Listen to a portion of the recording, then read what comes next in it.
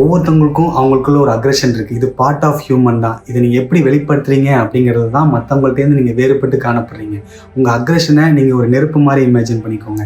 அதை நீங்கள் கண்ட்ரோல் இல்லாமல் வெளில விட்டீங்கன்னா அது எல்லாத்தையும் எரிச்சிடும், இருக்கிற இடத்த நாசம் பண்ணிடும். அதுவே அதை நீங்கள் கண்ட்ரோலாக வச்சுக்கிட்டீங்க அப்படின்னா அந்த நெருப்பை நீங்கள் குக்கிங்க்கும் பயன்படுத்திக்கலாம், இருக்கிற இடத்த வார்மாகவும் வச்சுக்க முடியும். எப்படி பயன்படுத்துறீங்க அப்படிங்கிறதுலாம் இருக்குது. எக்ஸாம்பிளுக்கு நீங்கள் செரீனா வில்லியம்ஸ் எடுத்துக்கோங்க. ஒரு டென்னிஸ் லெஜெண்ட். அவங்க இயர்லி ஸ்டேஜில் அவங்களோட நேச்சுரல் அக்ரெஷன் பிஹேவியர்னால அவங்க டென்னிஸ் கோர்ட்டில் நிறைய கான்ஃப்ளிக்டை சந்திச்சாங்க.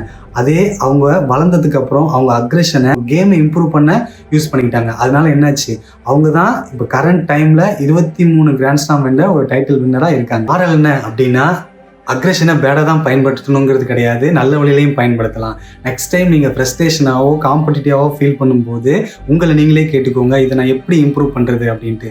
இந்த ஆற்றலை நீங்கள் நல்ல வழியில் செலுத்தும் போது அந்த எனர்ஜி உங்கள் வெற்றிக்கு வழிவகுக்கும்.